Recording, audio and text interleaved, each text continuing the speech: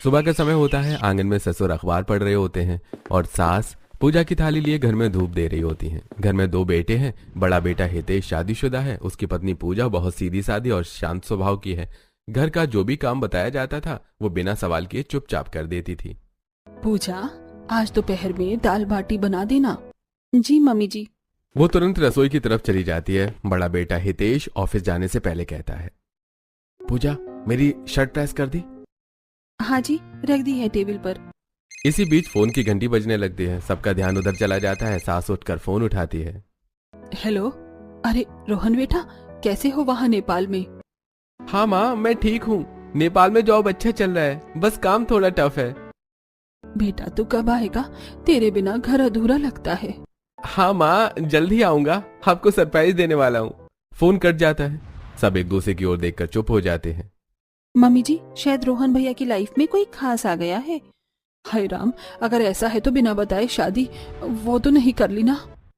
रोहन नेपाल की एक multinational company में सॉफ्टवेयर इंजीनियर की जॉब करता था, लेकिन परिवार से बहुत जुड़ा हुआ था। हर रात जब वो काम से थक कर लौटता तो मम्मी पापा और भैया भाभी को कॉल करता। बेटा खाना समय पर खा लिया कर। हाँ माँ, बिना यहाँ तुम्हारे आलू पूरी के कैसे जी रहा हूँ समझ सकता हूँ। ऐसे ही एक दिन कंपनी में नए इंटर्न्स की एंट्री हुई। उनमें से एक लड़की थी माया। लंबे बाल, हल्की सी मुस्कान, माथे पर छोटी सी लाल बिंदी और आंखों में प्यारी सी चमक। रोहन ने पहली नजर में उसे देखा और वहीं ठहर जाता है। यार ये तो अलग ही है। माया बहुत सुंदर थी, मगर हिंदी थोड़ा टूटा फूटा बोलती थी, लेकिन कॉन्फिडेंट थी। शुरुआती दिनों में रोहन बस दूर से देखता रहता था, फिर धीरे धीरे बातचीत का बहाना बनाने लगा और उससे बात करने लगा। हाय, तुम्हें कोई मदद चाहिए थी? ये प्रोजेक्ट थोड़ा कॉम्प्लिकेटेड है ना? हाँ, मुझे सॉफ्टवेयर का ये मॉड्यूल समझ नहीं आ रहा। अगर आप समझा दो तो अच्छा होगा। वाह, भगवान का शुक्र है, बात करने का मौका तो मिल गया। धीरे धीरे दोनों साथ काम करने लगे। लंच ब्रेक में कभी कॉफी कभी स्नैक्स शेयर करते थे। ऑफिस से निकलने के बाद एक दिन बारिश हो रही थी और माया ऑफिस के बाहर ही खड़ी थी, तो रोहन ने अपनी छतरी आगे लाकर माया को दे देता है। अब भीग जाओगी। तो क्या हुआ, किसी का तो बचाव हो रहा है। दोनों हंस पड़ते हैं। कुछ हफ्तों में उनकी दोस्ती गहरी होती चली जाती है। अब रोज कैफेटेरिया में साथ बैठना, एक दूसरे के बारे में जानना उनकी आदत बन चुकी थी। मैं पहाड़ों में पैदा हुई हूँ। मुझे झरनों की आवाज और पहाड़ी हवा बहुत पसंद है। मुझे गांव की ठंडी सुबह और मम्मी की चाय याद आती है। शायद हम दोनों ने अपनी अपनी जगह से कुछ न कुछ खाया है। माया ने पहली बार उसकी आंखों में देखा और रोहन को लगा जैसे पूरी दुनिया थम गई हो। एक दिन रोहन ने हिम्मत करके कैफेटेरिया में माया को प्रपोज कर दिया। माया, मुझे तुमसे कुछ कहना है। मैं तुम्हारे बिना अपनी जिंदगी सोच भी नहीं सकता। मैं तुमसे शादी करना चाहता हूँ। पर रोहन, ये कैसे मुमकिन है? मैं नेपाल से हूँ, तुम इंडिया से। हमारा कल्चर, खान पान सब अलग है। हमारे घर वाले कैसे मानेंगे? माया, मुझे अपनी मम्मी पापा पर भरोसा है। उन्हें कैसे मनाना है मैं जानता हूँ। तुम बस हाँ कहो। माया की आंखों में आंसू आ जाते हैं। उसने धीरे से सिर झुकाया और कहती है, हाँ। रोहन की खुशी का ठिकाना नहीं रहता। उसने अपनी जेब से एक छोटी सी रिंग निकाली और माया के सामने रख दी। ये मेरे दिल का वादा है। तुम तो सच में फिल्मी हो। उस रात रोहन बहुत खुश होकर अपने घर वालों से वीडियो कॉल करता है। मम्मी पापा, मुझे आपसे एक बात करनी है। क्या हुआ बेटा, इतना खुश क्यों लग रहा है? मैंने शादी का फैसला कर लिया है माया से। वो नेपाल की है, मेरी ऑफिस की इंटर्न है। घर में सन्नाटा छा जाता है। क्या, बिना पूछे इतना बड़ा फैसला? बेटा, हमारी सोसाइटी, रिश्तेदार सब क्या कहेंगे? हमें अपना कल्चर छोड़कर दूसरे को अपनाना होगा। ये इतना आसान नहीं है। रोहन समझाने की कोशिश करता है, लेकिन घर वाले साफ मना कर देते हैं। आप लोग सोचिए, मैं आपके बिना कुछ नहीं करूंगा। कुछ दिन बाद रोहन अचानक घर आ जाता है। उसके साथ माया भी होती है। अरे रोहन, तू आ गया। और ये लड़की? माँ, यही है माया, मेरी सब कुछ। माया झुककर पैर छूती है और टूटी फूटी हिंदी में कहती है, नमस्ते मामी जी, पापा जी। सभी थोड़े हक्का बक्का रह जाते हैं, लेकिन माया का शांत व्यवहार उन्हें अच्छा लगता है। बड़ा भाई हितेश और भाभी पूजा मुस्कुराकर माया का स्वागत करती हैं। माया 2 दिन घर में रहती है। माया के घर से जाने के बाद सारे घर वाले बैठकर बात करते हैं। बेटा, लड़की बुरी नहीं है, पर यह रिश्ता आसान नहीं। समाज क्या कहेगा? खान पान, भाषा सब अलग है। हम तुम्हारे लिए अच्छी बहू ढूंढ देंगे। पापा, मम्मी, मैं आपसे कभी जिद नहीं करता, पर इस बार मैं शादी करूंगा तो सिर्फ माया से। वो मेरे लिए सिर्फ लड़की नहीं, मेरी पूरी दुनिया है। उसकी आंखों में माया के लिए प्यार देखकर सब चुप हो जाते हैं। मम्मी जी, प्यार में सरहदें नहीं होती। अगर रोहन इतना सीरियस है तो हमें भी समझना चाहिए। हाँ पापा, माया जैसी लड़की हमारे परिवार में आई तो घर रोशन ही होगा। मुझे तो वो पसंद है। मम्मी पापा तुरंत ही हाँ नहीं करते, पर उनका चेहरा नरम पड़ जाता है। रोहन अंदर से जानता है कि लड़ाई आसान नहीं थी, पर वो खुश है कि उसने अपनी सच्चाई सबके सामने रख दी है। कुछ दिनों बाद शादी हो जाती है। रात को सब धूमधाम से मजे लेते हैं। अब सुबह रोहन अपनी नई दुल्हन माया को लेकर घर की गली में पहुंचा। माया ने शादी की रस्में भले ही इंडियन स्टाइल में पूरी की हो, लेकिन अपने कपड़े उसने अपनी नेपाली ड्रेस, गुंडा चोली और पल्लव पहनकर रखा था। उसकी ड्रेस का लाल हरा सुनहरा रंग था। गली मोहल्ले के लोग छत पर खड़े होकर देख रहे थे। गली में बच्चे, महिलाएं, बूढ़े दरवाजों से झांक रहे थे। अरे अरे देखो तो, ये कैसी दुल्हन है? ये तो बिल्कुल अलग दिख रही है। नेपाली बहू आई है मोहल्ले में। वाह भाई, पहली बार ऐसी दुल्हन देखी है। बड़ा मजा आएगा इससे बातें करने में। बच्चे तो और भी ज्यादा खुश थे। देखो देखो, नेपाली भाभी आई है। भाभी भाभी, हमारी तरफ हाथ दिलाओ। माया थोड़ी शर्माती और मुस्कुराती हाथ जोड़कर सबको नमस्ते करती जाती है। घर के दरवाजे पर सास ने आरती की थाली तैयार की। दीपक, चावल और हल्दी से सजे कलश के साथ स्वागत होता है। आओ बेटा, लक्ष्मी बनकर हमारे घर कदम रखो। माया ने धीरे धीरे चावल का कलश गिराया और अंदर कदम रखा। कदमों के निशान घर में पड़ते ही सबकी आंखें उस पर टिकी रहती हैं। फिर अचानक माया ने धीरे से नेपाली भाषा में कुछ कहा। धन्यवाद आमा, यो मेरो लागि ठूलो सम्मान हो। सब लोग चुप हो जाते हैं और सभी एक दूसरे को देखने लगते हैं। मम्मी जी, माया कह रही है आपके लिए बहुत आभारी है। ये उसके लिए बहुत सम्मान की बात है। मम्मी ने राहत की सांस ली और बहू के सिर पर हाथ रख दिया। ठीक है बेटा, तू हमारी बहू है। तूने नमस्ते किया, वही हमारे लिए काफी है। तभी पूजा हंसते हुए आगे आई और माया को गले से लगा लिया और उसका स्वागत किया। अगले दिन सास माया को बुलाती है। माया बेटा, आज तेरी पहली रसोई है। पूरा मोहल्ला और कुछ रिश्तेदार भी आएंगे, इसलिए बढ़िया बढ़िया खाना बनाना। ठीक है मम्मी जी। माया रसोई में जाती है। पूजा भी साथ खड़ी रहती है। दीदी, मैं आज कुछ नेपाली डिश बनाऊंगी। हाँ बिल्कुल, सबको नया स्वाद मिलेगा। माया ने रसोई में झटपट काम शुरू कर दिया और वो बनाती है मोमो, नेपाली डम्पलिंग्स, गुंदरुक की झोल, फर्मेंटेड साग का सूप, सेल रोटी यानी चावल से बनी मीठी रोटी, आलू अचार, मसालेदार आलू का सलाद, जिसे खुशबू पूरे घर में फैल जाती है। पड़ोस और रिश्तेदार आकर बैठ जाते हैं। माया सबको अपने हाथ का बना खाना परोसती है। लोग खाते हैं और चौंक जाते हैं। अरे बहू, तूने क्या खिला दिया? नाम तो समझ नहीं आया, पर स्वाद बहुत लाजवाब है। भाभी, ये मोमो तो हमारे समोसे से भी टेस्टी है। हमें रोज चाहिए।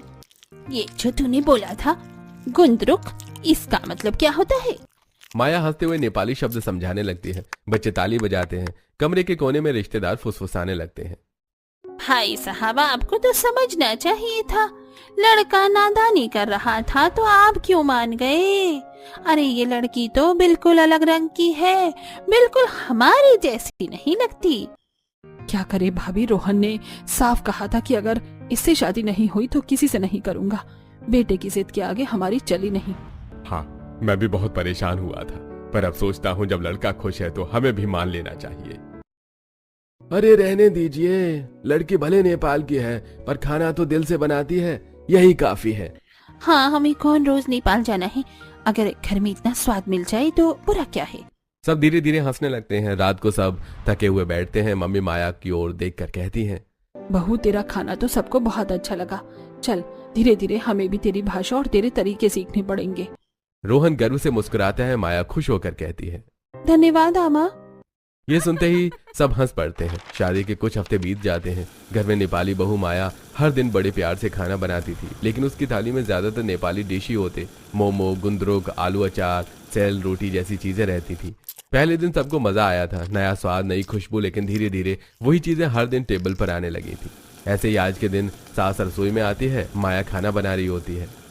बेटा माया, तू बहुत अच्छा खाना बनाती है, लेकिन ये जो रोज रोज नेपाली खाना बनता है ये हमारे घर में चलता नहीं है। यहाँ तो दाल चावल रोटी सब्जी का स्वाद सबको पसंद है। ठीक है मम्मी जी। लेकिन माया समझ नहीं पाती कि सास चाह रही थी कि वो इंडियन खाना भी सीखे। शाम को सब डाइनिंग टेबल पर खाना खा रहे होते हैं, फिर से नेपाली डिश रखी होती है। अरे ये फिर वही अजीब सा अचार। अब तो बस पूजा से बात करनी पड़ेगी। तभी रसोई में पूजा आटा गूंथ रही होती है। सास पास में बैठकर कहती है, पूजा बेटा, तुझसे एक बात कहनी थी। देख, तेरी देवरानी बहुत भोली है, लेकिन रोज रोज नेपाली खाना बनाकर हमें खिला देती है। अब पहला दिन तो अच्छा लगा था, नया नया स्वाद था, पर अब रोज रोज वही चीजें खाकर तो हम ऊब गए हैं। हाँ मम्मी जी, मैं समझ रही हूँ। सच कहूँ तो मुझे भी अब थोड़ा भारी लगने लगा है। बेटा, तू ही अब थोड़ा बहुत बना दिया कर, वरना तो हम भूखे ही रह जाएंगे। ठीक है मम्मी जी, मैं संभाल लूंगी। अगले दिन पूजा सुबह सुबह उठकर सबके लिए आलू की सब्जी, दाल और रोटियां बनाती है। नेपाली बहू साइड में खड़ी उसे देखती रहती है, पर चुप रहती है। धीरे धीरे घर में रोज का खाना फिर से इंडियन स्टाइल में बनने लगा, लेकिन नेपाली बहू को यह बात अंदर से चुभ रही थी कि शायद उसकी कुकिंग सबको पसंद नहीं आ रही है। शाम का समय होता है। आंगन में नेपाली बहू एक ट्रे में चाय लेकर आती है। पूजा वहीं बैठी कपड़े तय कर रही होती है। भाभी जी, चाय पियोगे? हाँ हाँ, क्यों नहीं। दोनों चाय लेकर आंगन की चौकी पर बैठ जाती हैं। कुछ देर सन्नाटा रहता है, फिर पूजा बात शुरू करती है। देख बहना, एक बात कहूँ, बुरा मत मानना। हाँ भाभी बोलिए। हमें तुम्हारा कल्चर, तुम्हारा खाना सब बहुत अच्छा लगा, लेकिन घर में सब रोज रोज वही खाने से थक गए हैं। हमारा भी कल्चर तुम्हें अपनाना होगा। जैसे हमने तुम्हारे खाने को ट्राई किया, वैसे तुम्हें भी हमारा खाना सीखना पड़ेगा, नहीं तो तुम्हें यहाँ रहने में दिक्कत होगी। हाँ भाभी, मैं समझ गई, पर मुझे इंडियन खाना बनाना आता ही नहीं, मैं कैसे सीखूं? अरे आजकल तो YouTube है ना, वहाँ से सीख ली। और अगर कहीं अटक गई तो मैं हूँ ना, तो मुझे बता देना। ठीक है भाभी, अब मैं भी इंडियन खाना सीखूंगी। दोनों चाय के कप से चीयर्स हंस देती हैं। दोपहर का समय होता है। डोरबेल बजती है। कुरियर वाला एक बड़ा सा डिब्बा लेकर आता है। रोहन डिब्बा उठाकर आंगन में रखता है। सब लोग चौंक कर देखते हैं। अरे बेटा, ये इतना बड़ा डिब्बा किसका है? अरे मम्मी, ये सब आपकी नेपाली बहू का सरप्राइज है। नेपाली बहू शर्माते हुए आगे आती है और डिब्बा खोलने लगती है। नेपाली बहू सबको एक एक पैकेट देती है। अंदर नेपाली कपड़े होते हैं, दाजू सुरवाल, दाउरा सुरवाल, और औरतों के लिए गिन्नू चोली जैसे ड्रेस, सब रंग बिरंगे और नए। ये मैंने सबके लिए नेपाल से मंगवाया है, वहाँ का ट्रेडिशनल ड्रेस है। आप सब पहनोगे तो मुझे बहुत अच्छा लगेगा। सभी लोग पैकेट खोलते हैं। कपड़े देखकर सब खुश हो जाते हैं। अरे वाह, कपड़े तो बहुत सुंदर हैं, लेकिन बेटा यहाँ पर कैसे लगेंगे? बेटा, कपड़े तो सच में अच्छे हैं, पर हम इसे पहनकर निकलेंगे तो लोग हमें जोकर बताएंगे। सब हंस पड़ते हैं। नेपाली बहू थोड़ी उदास सी हो जाती है। इतना मत सोचो, शादी ब्याह या घर के फंक्शन पर हम पहन सकते हैं, बाहर रोज पहनना जरूरी थोड़े है। हाँ बेटा, सही कह रहा है रोहन, हम इसे संभाल कर रख लेंगे, कभी मौका आया तो जरूर पहनेंगे। सास की बात सुनकर नेपाली बहू भी मुस्कुरा देती है। एक दिन पूरा परिवार शॉपिंग करने मॉल जाता है और हर कोई अपनी अपनी पसंद की चीजें देख रहा था। नेपाली बहू का मन था उसे भी अपने देश जैसे कपड़े मिल जाएं, ताकि वो यहाँ रहकर भी अपना कल्चर महसूस कर सके। नेपाली बहू अलग अलग दुकानों में घूम रही होती है। शेल्फ पर साड़ियां और सूट टंगे होते हैं, लेकिन नेपाली कपड़े कहीं नहीं दिखते। वो थोड़ी निराश हो जाती है। यहाँ तो मेरे कपड़े हैं ही नहीं। इतने में सास उसके पास आती है। बेटा, तुझे अपना पहनावा भी थोड़ा बदलना होगा। हमारे यहाँ बहुएं साड़ी और सूट पहनती हैं। अब तो तू हमारे घर की बहू है, जहाँ भी जाती है सब तुझे देखते हैं। अगर तू सूट या साड़ी पहनेगी तो और भी अच्छी लगेगी।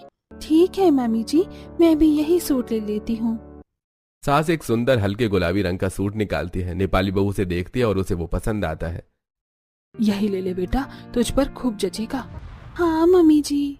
सब शॉपिंग खत्म करके घर लौटते हैं। अगली सुबह नेपाली बहू अपने कमरे से निकलती है। उसने वही नया गुलाबी सूट पहना था। वो हल्का सा दुपट्टा सिर पर लिए होती है। पूरा परिवार उसे देखकर रुक जाता है। मैंने कहा था ना मम्मी, मेरी वाइफ हर ड्रेस में कमाल लगेगी। देखो, यही चाहिए था। हमारी बहू अब हमारी तरह दिख रही है। सब मुस्कुराते हैं और नेपाली बहू शर्माकर सिर झुका लेती है। उसकी आंखों में खुशी दिखती है, क्योंकि सबने उसे अपना लिया था। रात का समय होता है। घर के बाकी लोग टीवी देख रहे होते हैं। नेपाली बहू अपने कमरे में अकेली बैठी होती है। उसके हाथ में अपने नेपाल की फैमिली का फोटो एल्बम होता है। वो उसे देख रही होती है और उसकी आंखों में आंसू बह रहे थे। हाम्रो गाउँमा तीज पर्व छ। सब दिदी बहिनीहरू भेला भएर नाचगान गर्छन्, मिठा मिठा परिकार खान्छन्। म पनि त हतनिहा हुनु पर्थ्यो। वो रोते रोते फोटो को सीने से लगा लेती है। उसी समय सास कमरे में आती है और बहू को रोते देखकर रुक जाती है। बेटा, तू रो क्यों रही है? नेपाली बहू चौंक जाती है और तुरंत अपने आंसू पोंछती है। कुछ नहीं मम्मी जी, बस ऐसे ही। नहीं बेटा, मुझसे मत छुपा, बता क्या हुआ। नेपाली बहू की आंखें फिर भर आती हैं। वो फूट फूट कर रोने लगती है। मम्मी जी, आज हमारे नेपाल में तीज पर्व है। उस दिन सब औरतें डांस करती हैं, गीत गाती हैं, बहुत सारे नेपाली पकवान बनते हैं, पूरा गांव रंग बिरंगा हो जाता है। मैं भी तो हर साल वहाँ होती थी, लेकिन यहाँ किसी ने मुझसे कभी मेरे त्योहार के बारे में पूछा ही नहीं। मैंने तो आपका सब कल्चर अपना लिया, इंडियन खाना सीखा, इंडियन कपड़े पहने, लेकिन मेरा कल्चर, मेरा त्योहार, मेरी पहचान सब खो गया। सास ये सुनकर हैरान और शर्मिंदा हो जाती है। उनकी आंखें नम हो जाती हैं। ओह बेटा, मुझे माफ कर दे। हम सब इतने अपने कल्चर में डूबे रहे कि तेरा दर्द कभी समझ ही नहीं पाए। तो हमारी बहू ही नहीं, हमारी बेटी भी है। सास बहू को कसकर गले लगा लेती है और बहू उनके सीने में सिर रखकर रोती रहती। सास सीधे पूजा के कमरे में जाती है। पूजा कपड़े तय कर रही थी। पूजा बेटा, हमसे बहुत बड़ी भूल हो गई। हमने कभी तेरी देवरानी से उसके त्योहारों के बारे में पूछा ही नहीं। क्या हुआ मम्मी जी? आज उसके गांव में तीज पर्व है। वो रो रही थी अकेले। सोच, उसे कितना अकेलापन लग रहा होगा। हमें तुरंत कुछ करना होगा। हाँ मम्मी जी, आप बिल्कुल सही कह रही हैं। क्यों ना हम सब मिलकर उसका त्योहार यहाँ ही मना लें। सास और पूजा दोनों मिलकर मोबाइल पर नेपाली तीज पर्व की तैयारी देखने लगती हैं। अगले दिन सुबह से ही पूजा और सास किचन में लगी रहती हैं। वो नेपाली खाना बनाती हैं, जैसे सेल रोटी, आलू अचार, गुंदरुक का झोल, माझा, तरकारी बनाने की कोशिश कर रही होती हैं। घर में खुशबू फैल जाती है। उधर ड्राइंग रूम में रोहन और बड़ा भाई म्यूजिक सिस्टम लगाते हैं और नेपाली गाने डाउनलोड करते हैं। भाई अब तो लग रहा है हम नेपाल पहुंच गए हैं। सब लोग खुशी खुशी तैयारी में लगे रहते हैं और नेपाली बहू को इसकी भनक तक नहीं होती है। शाम को सास कमरे में जाती है। बहू उदास बैठी होती है। बेटा बाहर चलो जरा, सब तुम्हें बुला रहे हैं। बहू उदासी से बाहर आती है और सामने का नजारा देखकर खुश हो जाती है। पूरा घर नेपाली सजावट से सजा होता है। म्यूजिक